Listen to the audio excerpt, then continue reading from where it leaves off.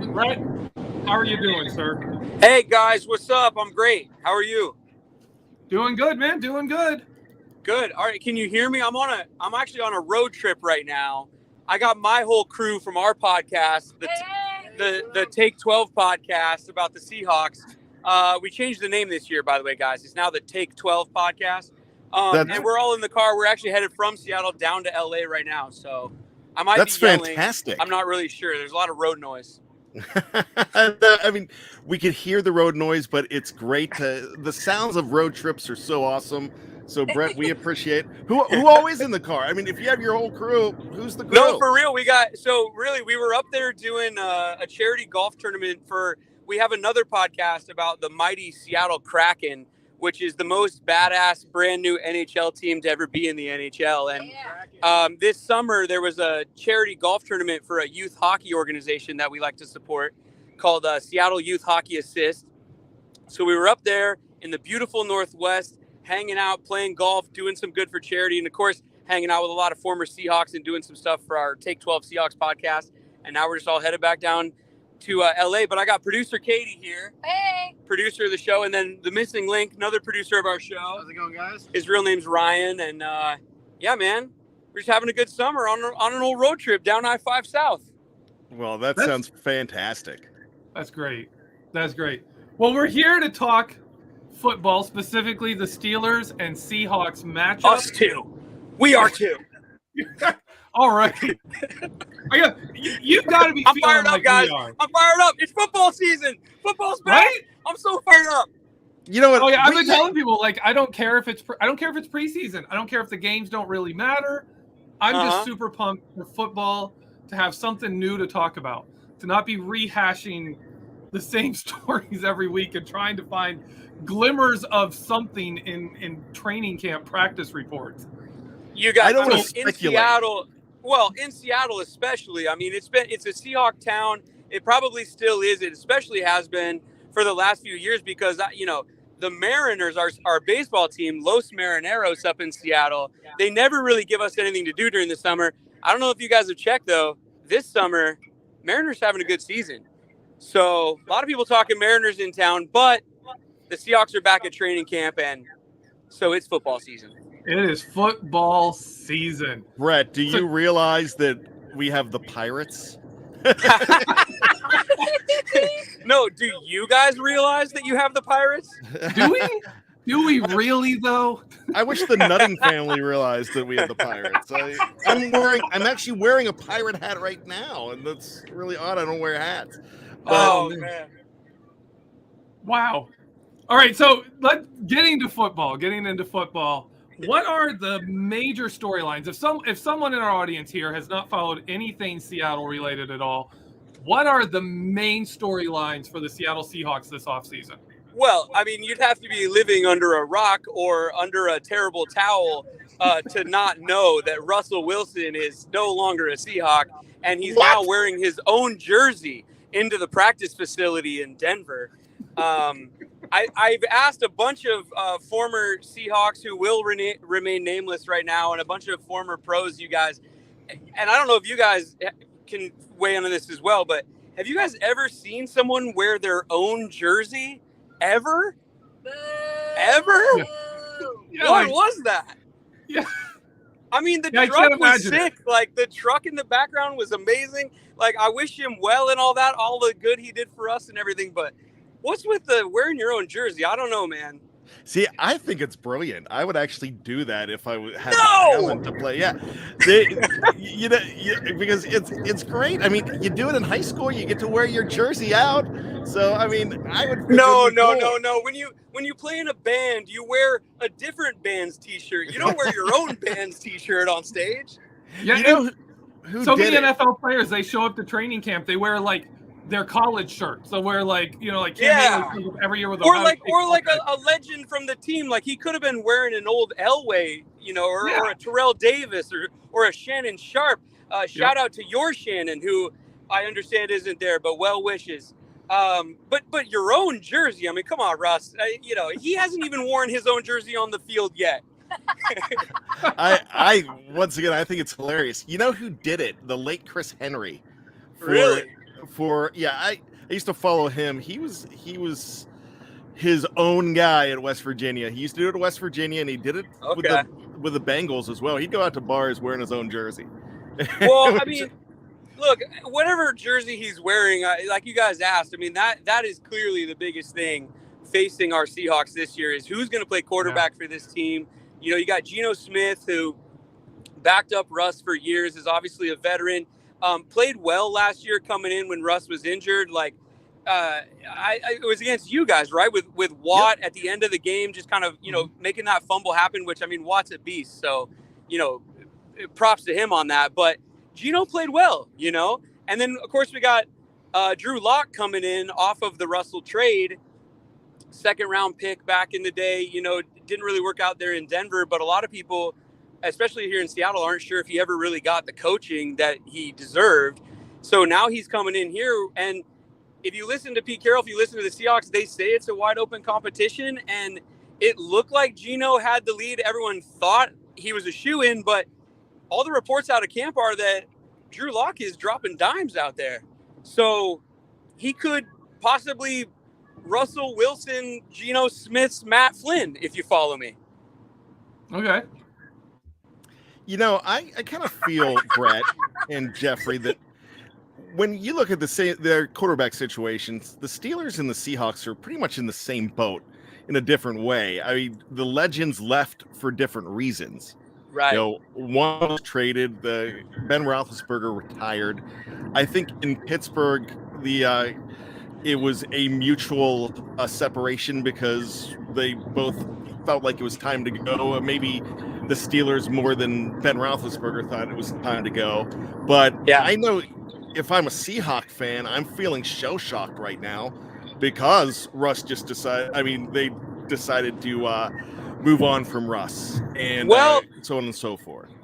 Well, I don't know. I mean, you know, it's kind of funny because we do our show. We have a lot of guests on from time to time. We get people from around the country, and there's this like maybe national perception of the Seahawks and especially Seahawks fans that like, what are we going to do without our face of the franchise and the quarterback that brought us our only Super Bowl? But I think I might speak for a large section of Seahawks fans where the Russell Wilson show might have been tired for the last couple of seasons. I mean, regular season Russ, you know, great season, great numbers during the season, MVP numbers, especially early in seasons, but then sort of fading as the seasons go on. There's some big plays where, you know, he might have scrambled around a little too late or got caught from behind. He's not as fast as he used to be, or he would be taking, you know, delays a game at the line in big situations and causing the team some penalties and stuff. And like, just, I don't know, man. There's a fresh energy. We were just coming from Seattle, like I said, and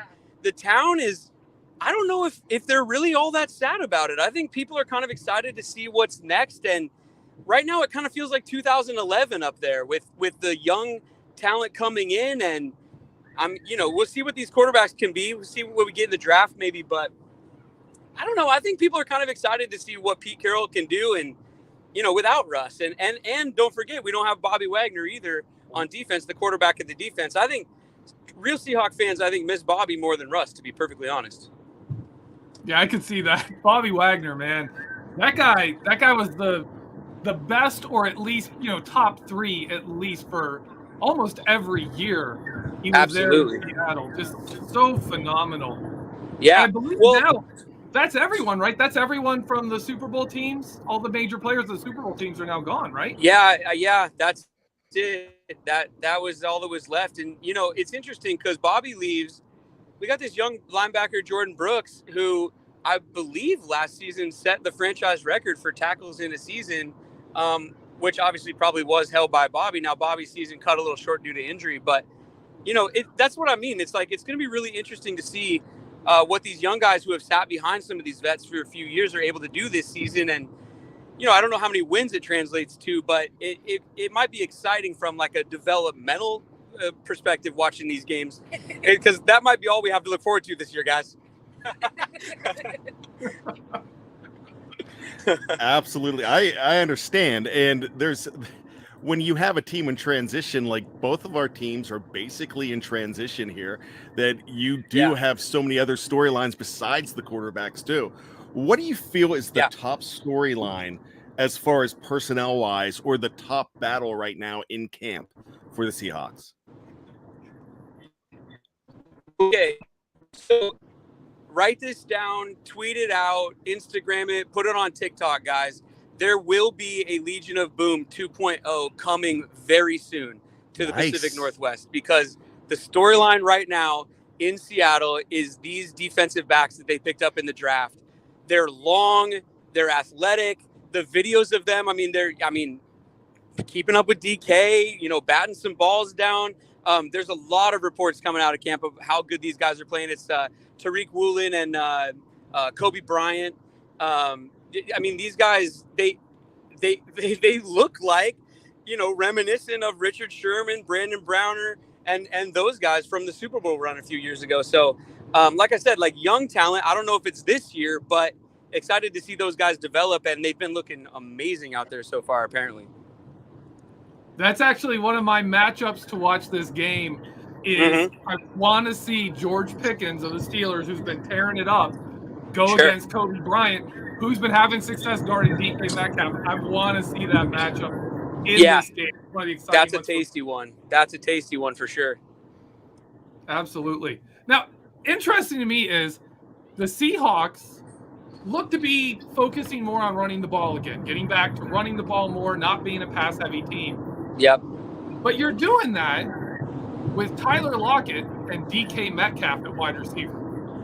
Like, does that make sense? Are these receivers that you want to have on a run-heavy team? Or with a guy like DK opening routes and Tyler Lockett's route running?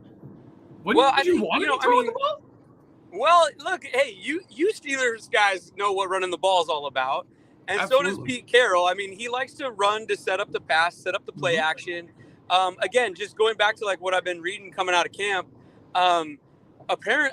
another rookie, so another young talent. I mean, I know that, not had any NFL games yet, so I understand that, take all this with that grain of salt. But Kenneth Walker III out of Michigan State, kid had a great, last year in college. We pick him up in the draft. Chris Carson, unfortunately, retires due to that neck injury. And, just bittersweet moment there, because he's just such a fan favorite with Seahawks fans, the way he just went after it every game and after it every play. But the rookie comes in and he's looking good. And I've been reading these reports that the quarterbacks are zipping it over the middle on some of these seam routes that maybe the guy who wears his own jersey wasn't tall enough to see. So maybe DK and Tyler Lockett are looking forward to getting actually more targets than they would have with Russ scrambling around in the backfield and then getting caught from behind.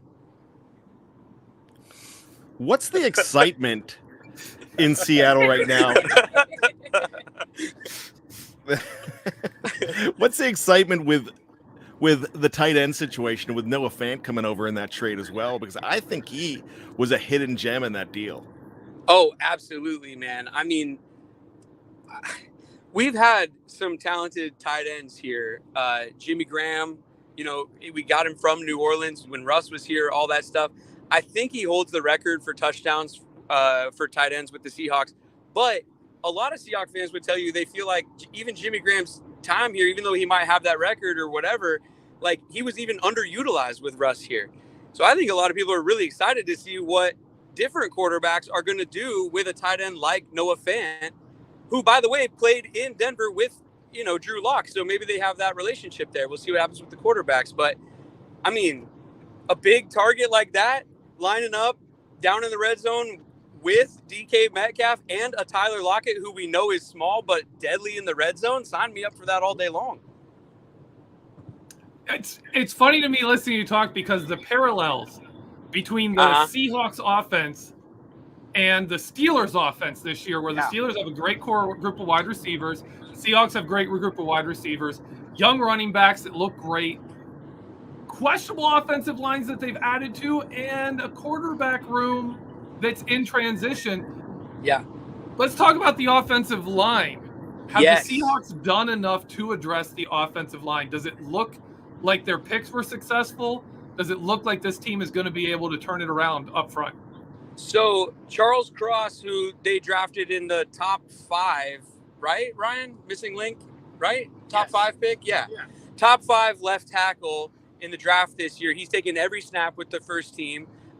Their last tackles they've taken in the draft that high are Russell Okung, sorry, and then Walter Jones. Maybe you've heard of him. So if Charles Cross can be anything like that, I mean, that would be amazing. And then they got Damian Lewis, who's just a beast at guard. I mean, the guy, I don't even know if he's given up a sack yet. I think this is his 2nd or 3rd season. I don't know if they've even really addressed the offensive line, or if it's just, the young guys, again, I keep talking about it, but it's just them maturing into what we need them to be as cornerstones of the franchise going forward. I mean, we want to run the ball, so we need those big road graders up there, and that's what Pete Carroll wants to develop. So, and look, his history is he'll grab guys off the defensive line and turn them around and make them play offensive line. So, he's got to have some kind of a plan. Brett, in Pittsburgh, we have something we call a BTSC. We call it the Isaac Redman Award. And the Isaac Redman Award is for that guy that was either drafted really late or, an undrafted free agent that comes in and tears it up. And who on the Seahawks would be that guy this year? And there's also another guy that was drafted fairly later that I want to ask you about because has ties to one of our guys here at BTSC. So I want to see if that guy is the guy you mentioned, but is there anybody on offense or on defense that you think could be that player that emerges from the depths of depravity?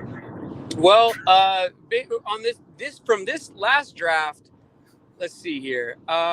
We talked about the cornerbacks. I mean, I think one of them was kind of drafted a little later than maybe they should have been, but give me Bo Melton, wide receiver. I'm not sure what round they took him in, but I know it was later. But he's a rocket. I think he ran a 4.34 at the combine or something. So he's a speed guy. And yeah, so I mean, we'll see what happens there. I don't know, but that would be one that, a guy I'm kind of rooting for to make the team maybe, and see what he can do. I wish we had a bell, Geoffrey. Ding, ding, ding, ding, ding. Oh, really? Bo Melton's the guy. It's like we planned it. Yeah, it's amazing. Geoffrey didn't even know I was going to do it.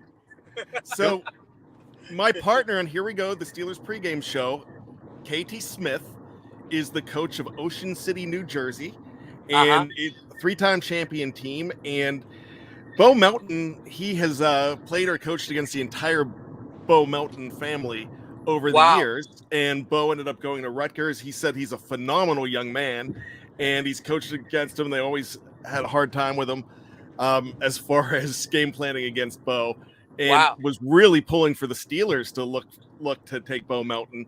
And when the Seahawks took him, he was kind of bummed because wanted him to be black and gold. But that's the guy.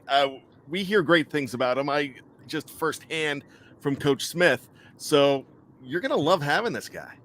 Nice. Yeah, no, I'm excited for that. I think, look, this draft, I was really happy with what the Seahawks did in the draft. They I think, have some real cornerstones. I mean, maybe they didn't get that quarterback, but they got a left tackle, and maybe we'll look for a quarterback in the next one if these two guys can end up being the guy, So I'm happy with what they've been doing lately. So what are you looking for game plan wise? What are you looking for overarchingly to see from the Seahawks in week 1 of the preseason? I think, and we've been talking about it on our podcast, maybe I've mentioned it, the Take 12 podcast, spelled how it sounds, TAKE, the number 1, the number 2. This Seahawks, we need an identity. We need a personality. It was Russ's team, and rightfully so, but it was Russ's team for maybe 2 or 3 years too long. Like any relationship, it might have gotten stale, and we were just sort of going through the motions. And I think if a lot of Seahawks fans are honest, we kind of felt that too. And I think a lot of us, like I said, are looking forward to a young, hungry team with a lot of juice, a lot of fire, a lot of energy, and that are going to go out there and establish this identity. And the identity that we all want to see is the one that won us a Super Bowl, which is a defense that doesn't give up an inch, and an offense that, controls time of possession, hangs onto the ball, and, can make big plays down the field when they have to with, the newly re-signed DK Metcalf. Absolutely, and I can't wait to see it. It's something that Geoffrey and I talk about, and we all talk about here at BTSC, is when you're looking at preseason, there's no opponent but yourselves. So the Steelers to the Seahawks should probably be just nameless gray faces, as Mike Tomlin wants to call them, and vice versa. But who on the Steelers are you interested in checking out this weekend when the two teams play? Well, I mean, like you've kind of touched on, I mean, who's going to play quarterback for you guys? I'm excited to see that. I'm excited to see the matchups with our DBs against your receivers, because I mean, that's obviously big strength of your guys' team. How much of the starters are we really going to see? Also, it is preseason, but I love to hate your guys' team. Okay.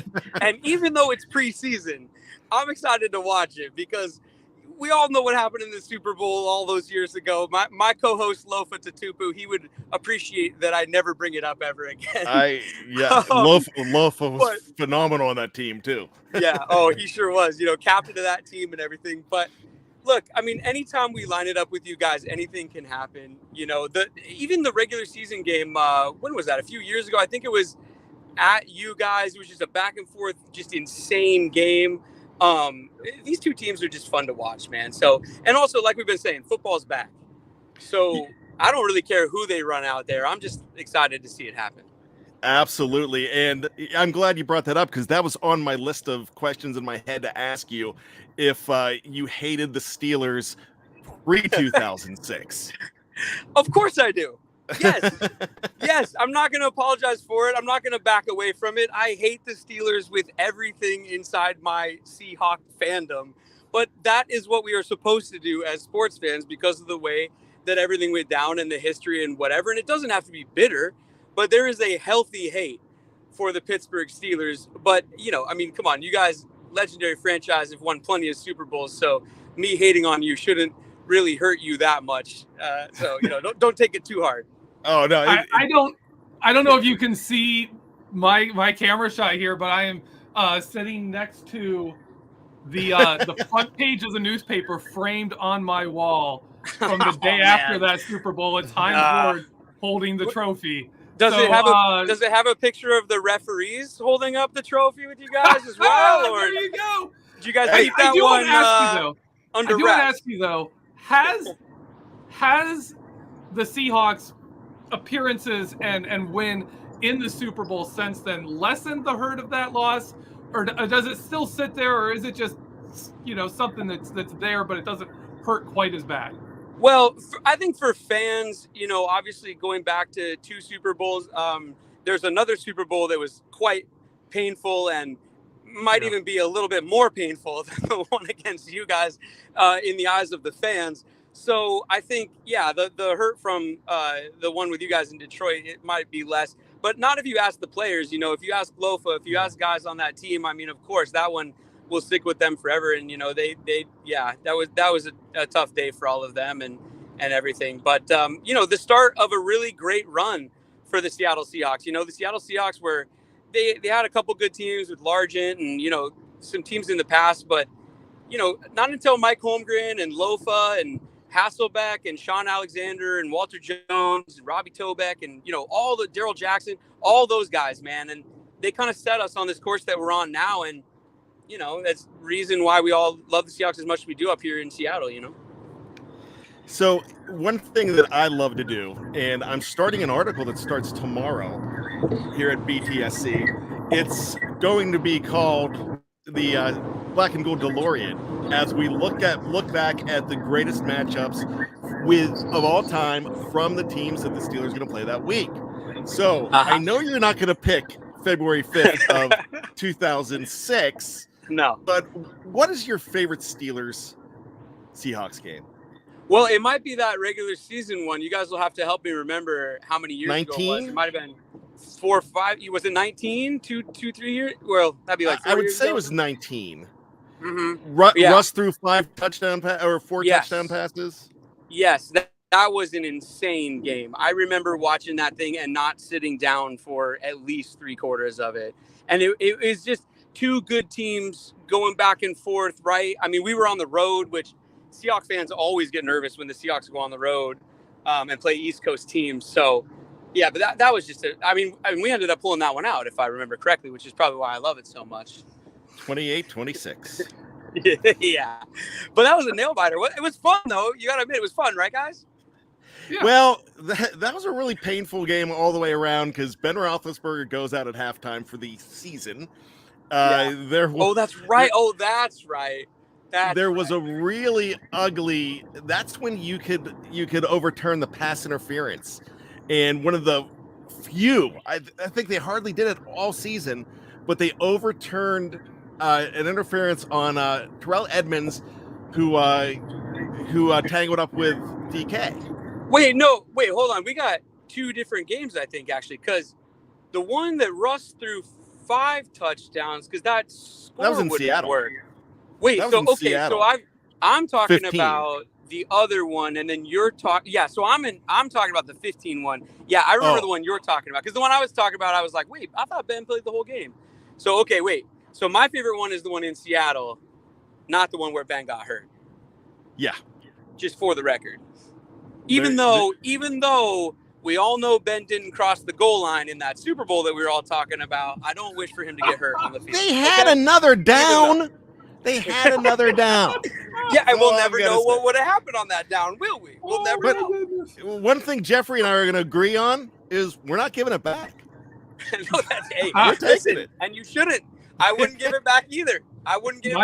But you guys would complain. My favorite memory from that Super Bowl is the coin toss. And it involves Lofa Tatu, because he is standing there, like, his phenomenal season, such an incredible linebacker. Yeah. And he was one of the players I was most worried about in that game, because I was like, they're going to be able to stop our run with what they have on the defensive line and Lofa. And then that coin toss, if you go back and look at it, Lofa's standing there on one side, and right across from him is Joey Porter, who is making himself physically as tall as he can, glaring straight down at Lofa. And I was watching it, and I'm just dying because that's I'm gonna ask Lofa about that. I'm gonna ask Lofa about that. You can see the opening of it. He's just staring and glaring. Like, I mean, Joey Porter made the 2 weeks leading up to the Super Bowl, and as much as he could, he made it about himself. Wow. But versus he was Jeremy just Stevens, such a character. And I loved that. I loved that image of him just trying so hard to intimidate somebody. Oh, man, we record our show tomorrow. I'm going to ask Lofa about that moment. I don't think you could intimidate Lofa, though. I don't think that's a guy that would intimidate. I just love it because he was a rookie. Tried a million times. This rookie who's had this incredible season is sitting there with this just absolute maniac of a player across from him, just staring. Like, Joey Porter full on flexing at him. Like, it was such a Joey Porter moment. Yeah, Joey's nuts. We love Joey, but he's nuts. he was certifiably nuts. How many players get on the Ravens bus to try and fight the whole team? Not many. Not many, no. You have something cool going on with the Seahawks, don't you? Yeah, we have a really cool thing going on. We're selling ticket packages, travel packages. This year, the Seahawks are playing the Tampa Bay Buccaneers in Munich, Germany, on November 13th. And so our podcast is selling travel ticket packages. I mean, you could be a Seahawks fan, but also this is just an ultimate NFL fan experience, because what we're doing is we're going to have 4 nights in a hotel at a 4-star hotel in Munich. We're going to have exclusive dinner events with former Seahawk legends. We're playing a flag football game on the ground, guys, the day before the game with our Seahawk legends that we're going to have a professional sports photographer at, and they're going to be taking pictures. You guys can have our guys sign it or whatever. We're doing a pep rally the night before the game. And then, of course, you can get game tickets. So you get all of that rolled up into one travel package. You'd have to buy the flight or get over there, but maybe there's some people that are listening who already live in Europe or something like that, right? So just there's a website. It's lofaingermany.com. So sounds like a website that might have a firewall or something in front of it, but it's not. It's not. Lofa does Munich.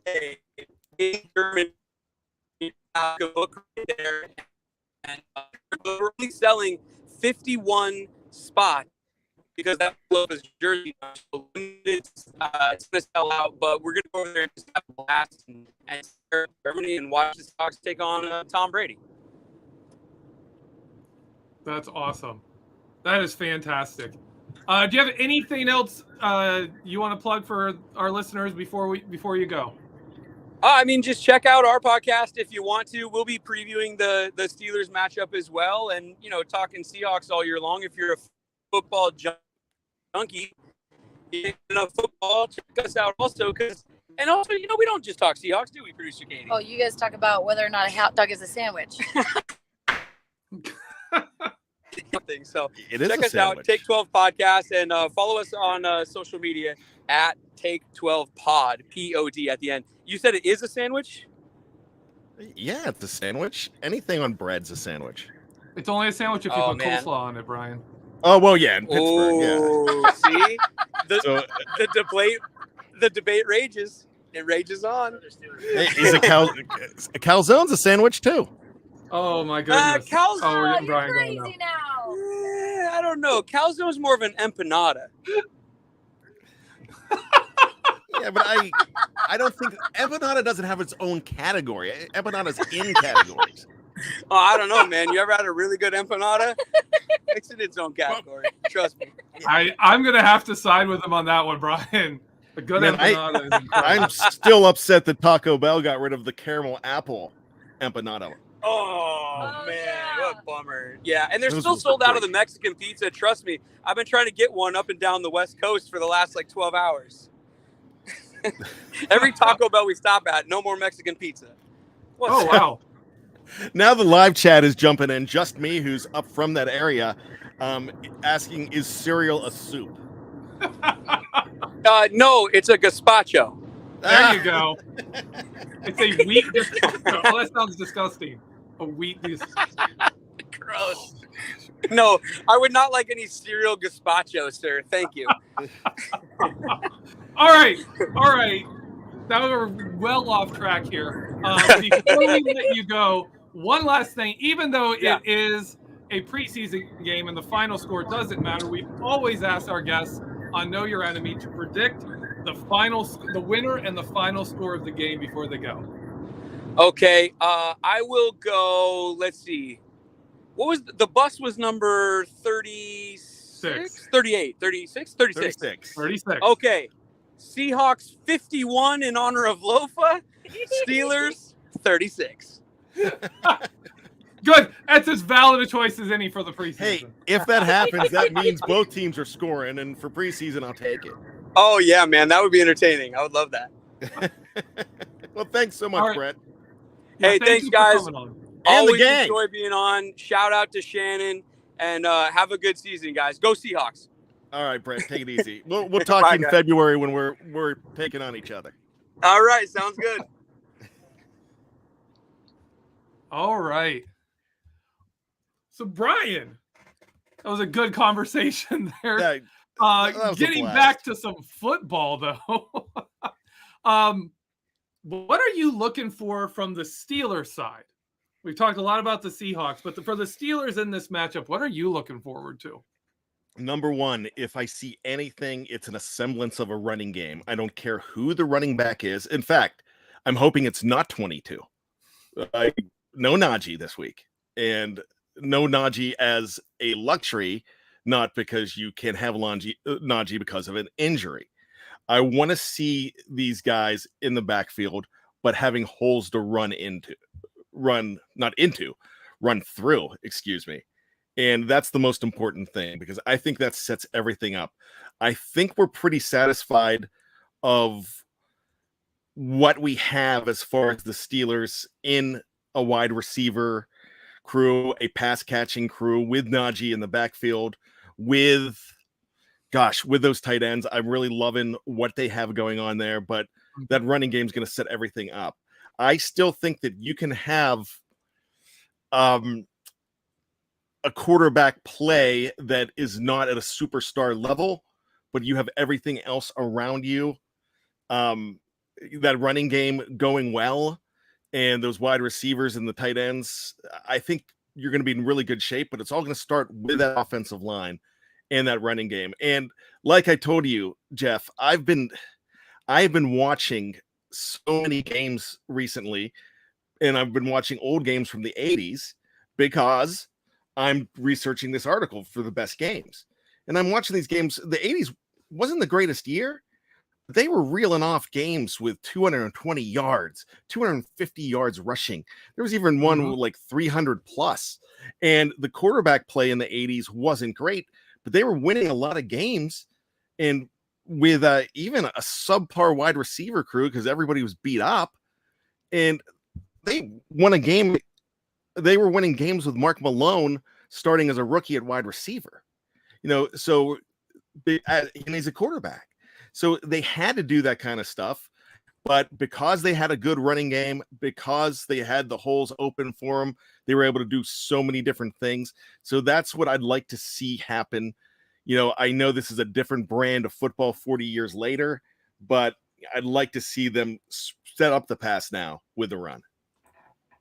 Absolutely. I want to point out that you're talking about the Steelers with doing well without great quarterback play. There's not many quarterbacks that have started for the Steelers for a season and not made the playoffs. I mean, Brister made the playoffs. Mike Tomczak made the playoffs. Cordell Stewart made the playoffs twice. Tommy Maddox made the playoffs. Like, there are a lot of quarterbacks following Terry Bradshaw that were the leader of the team and made the playoffs. Stout made the playoffs. Yep. Mark Malone, I think Mark Malone made the playoffs. Mark Malone and David Woodley both started in that 1984 season, and they went to the AFC Championship game against Miami that year. So, yeah. When you're looking at starters, yeah. Yeah. And I mean, Neil O'Donnell was a very good. He was like a bubble Pro Bowler type of level of a quarterback. When he had a good season, you could say, okay, he's worth a Pro Bowl vote. He went to the Super Bowl with the Steelers. And if the Steelers are able to build up an offense like they did back then, have a defense like it looks like it could be this year, absolutely they could do that with the quarterback. And so I'm going to agree with you. One of the big things is definitely that offensive line. And not just, I mean, I don't even care as much about the success. I want to see the dedication. I want to see the attitude. I want to see a temperament of a team that says, we are going to run the ball. Like, I always go back to the 2003 season. I think it was Alan Faneca was playing tackle. There was a few injuries, a few people out of position. One of the worst run teams in the NFL. The next year, 2004, number one. And the major difference is they committed to it. They came in with the right temperament and attitude and said, we are going to run the ball. And I want to see that from this team. I want to see that kind of commitment. Yeah, I do too. And I think that's going to start with James Daniels. I think he could be the guy that could be the star of this team. But like you said at the beginning of the show, you're done with the ifs and trying to speculate what the storylines are. We're going to see the storylines play out now. I have not heard much about James Daniels in camp, and sometimes that's a good thing when you're talking about offensive linemen. So I want to see what he can do, but the big thing I want to see is that left guard position, and I want to see nobody win that by default, and somebody barely. I would rather see one of those guys barely beat the other because they're so good, and you're going back and forth. But I think you need fire from a guy like Kevin Dotson, and James Daniels is going to have to bring some fire too, and really stabilize that whole unit, because when you're talking about passion, you need that from your offensive linemen. They have a history of passion on that offensive line. Yep. One of the best things I have heard with James Daniels is some of the other players were talking about his leadership, and he was talking about Pat Meyer and the amount of instruction they were getting. I've also heard people comparing how in the offensive line in the last few seasons, previous training camps, they were very big on getting as many repetitions of a drill as they could. Whereas this year with Pat Meyer, he will stop the entire drill and focus on like small little details that the players are doing wrong and help them get it right, and then continue the drill, going for more like, it doesn't matter how many times you do this, you need to be doing it right. And I'm hoping we see that translate onto the field. Like we saw last year, Kendrick Green had all the nastiness in the world. When he got the better of somebody, he would fold them into a ball and push them into the ground like he was trying to bury them in a flower garden. But he just didn't win the battles enough because his technique was terrible. And so this year, I'm hoping we can see that technique come together. We can see that temperament come together, that commitment to running the ball first and foremost. That's really almost everything to this year's offense. Yeah, I would say that. And, I like what you said about Pat Meyer. I like what I'm hearing. The only thing that I caution anybody on is nobody bashes the new coach. Yeah. Nobody says, nah, why'd they bring this guy in? The other one was better. One, you're not keeping your job too long when you do that. But no, I really think that they did their homework on this guy. I think it's one of the reasons that both positions were vacated when the assistant went to Chicago, and they kind of knew that they wanted to bring new blood in. They wanted to bring in a teacher, and they really got one. So I'm really excited about Pat Meyer there. There's so many things on offense I want to see that I'm going to be looking for. But the one thing, and I mentioned number 22, I don't want to see numbers that I know. I want to see numbers that some people are going to have to look up, go, oh, yeah, that's right. That's who that guy is. Yeah. But numbers that we do know, 14 and 19, we're going to be watching, because I almost hate the praise that George Pickens is getting right now. And it's because he's being built up into something great, and which I truly believe he can be. I'd rather him not have to live up to anything. It almost seems like CA3, Calvin Austin III, is in better position right now because they're not boasting about something great he does every single day. But then again, when you have something great going on, you're going to talk about it. Yeah. Is there any... I know you're probably going to talk about the Redmond Award later on this week. If not, feel free to talk about that right now. But is there any player flying under the radar reserve that you're really excited about, that you really want to see, who could be a potential Redmond Award nominee here? Well, the guy that I thought would have been a shoo-in, and I didn't even pick him because everybody else was going to, seems like we haven't heard much about him. That's Mateo Durant. And I know they're bringing other running backs in. I'm really excited to see Master Teague. I haven't given up on the idea of Mateo Durant because I'd love to see him, but I've already lost I lost him right before camp, my Redmond Award winner, and it was Tyree Johnson. Yeah. So I was out of the race before it even started. Yeah, people have been what's his name, the running back, Jaylen Warren. Jaylen Warren's been getting some hype out of camp. Shannon loves Jaylen Warren. Yes. He's also, his favorite guy, though, is Mark Robinson, who I'm very excited to see in this preseason game. Small little thing for me.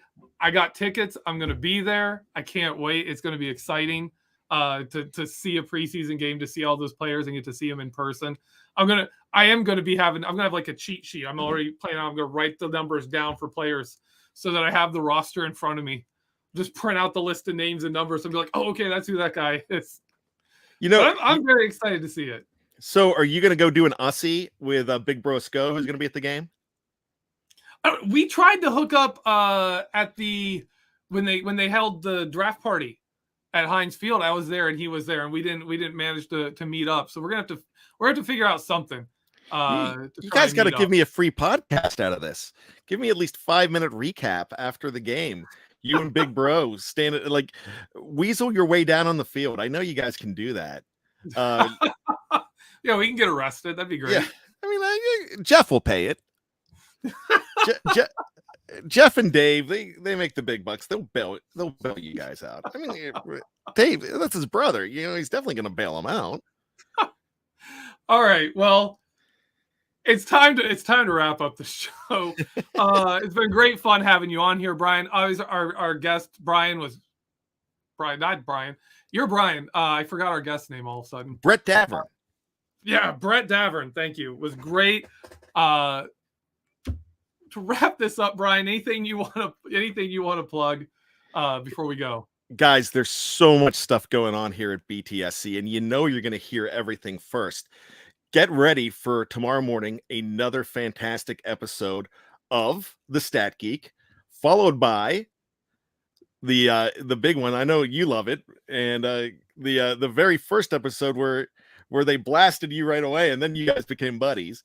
What Ian's talking about. It's always a fun show. And then you're going to throw in the preview with Geoff, Dave, and myself tomorrow night. But if there's one of these shows that you missed, especially your show, Geoffrey, I can't get enough. It's one of my favorite shows. From the cutting room floor, I still picture you with a black and gold velvet smoking jacket doing this show. And I might even have to buy you one with a BTSC logo on it. But if you didn't hear that show from Tuesday, or even if you didn't hear the ones from just January or October, you'll go back and listen to these. You have access to them. The archives are easy to find. You can just find any old episode anywhere you download your favorite podcasts. So they're really good to listen to. It's fun to go back in time too, to listen to what we were talking about back then. But Geoffrey's show is absolutely fantastic. So make sure you check those out. Catch up, because sometimes I'm trying to listen to all the shows and I'm a week behind, but I'm still hearing them all. So you can go do that too. Whatever your favorite show here is on BTSC, you don't have to love them all. In fact, you can see the ones with my name and go, I don't want to listen to that dude, but I want to listen to Geoffrey. So go ahead and do that. But with that being said, check out BTSC, not just your nonstop shop, but your one-stop shop. And we are going to go ahead and get ready to have a show come back. And that is glorious, because it is going to be the Pittsburgh Steelers Behind the Steel Curtain post-game podcast, because there's a game. So that is my favorite show to talk about. Why? Because there's games attached to them. Absolutely. Right. And speaking of going back and listening to shows, if you want to go back and listen to an old episode of The Curtain Call, you can go back to when we talked about the Georgia Bulldogs. When I personally stated that I thought a wide receiver like George Pickens would fall to the Steelers, and the Steelers would have a chance to draft somebody that shouldn't have been there in the second round. And it turned out to actually be George Pickens who fell. I went back and looked that up like a week ago, because I remembered saying that, and I wanted to brag to somebody that I kind of called it. But you could do that, as I've got a couple articles coming out soon about what to watch for in this upcoming preseason game, along with an article about the potential candidates for the Redmond Award as we hit this very important, crucial preseason time of the season, where the real battle for the Isaac Redmond Award heats up. Make sure you're watching the games. Make sure you're tuning in to the entire family of Behind the Steel Curtain podcast, and checking out behindthesteelcurtain.com. Including a Mike Tomlin press conference recap tomorrow with Dave Schofield. There's a press conference with Coach T, and Dave's got it covered. All right. Well, that's it for our show. Thank you all for listening. And let's go Steelers.